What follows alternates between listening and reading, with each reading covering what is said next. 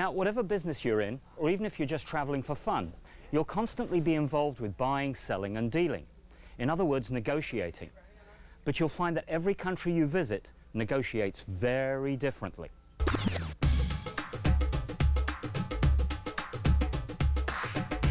In so many societies, haggling is a way of life. It comes from cultures which have long traditions of bartering rather than dealing with cash. Thus, most of Africa and the Middle East are haggling cultures. So if you don't play along, you could actually offend merchants in these countries. Of course, the starting prices, usually astronomically high, are pitched so that you will respond with something ridiculously low. And then the fun really begins. And it is fun, part of the cultural richness of many countries around the world. So join in and find that bargain you've always been looking for. But negotiating tactics aren't always so obvious.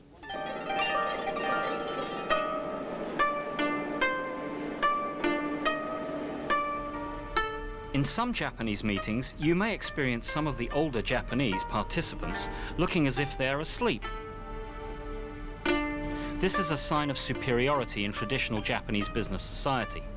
The most senior people are not needed to follow the minutiae of the meeting. The chief executive is generally the one who signs the deal and has the final say, but does not get involved in the nitty-gritty of the negotiation. He's above all that.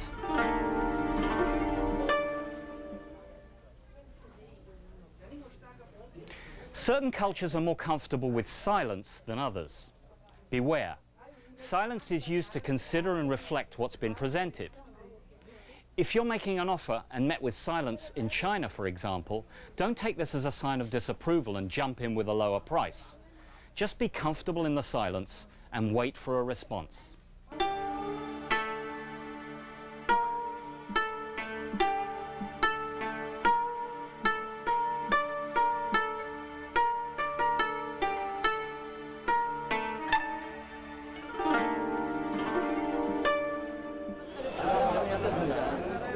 In most Middle Eastern negotiations, you'll be expected to do the opposite. Conversations will be at very high decibel levels, and if you're speaking quietly and subtly, it'll be a sign that you're not engaging in the deal. The louder you speak, the better you'll be heard. Often lots of people are speaking at the same time, and when the deal's done, expect lots of hugs and kisses. There are cultures where building a rapport with people is as important as the deal itself. Two companies were competing for a major South American telecoms contract. One company had done an enormous amount of research and knew that their specifications and price were better than their competitors. The other company, however, invested 2 weeks in sending their top people into the countryside to meet with the managers of all the branch offices individually, to introduce themselves, to build a personal relationship with each one of them. They won the contract.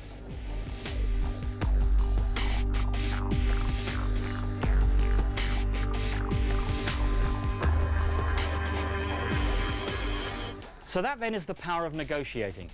Join me next time for more Crossing Cultures.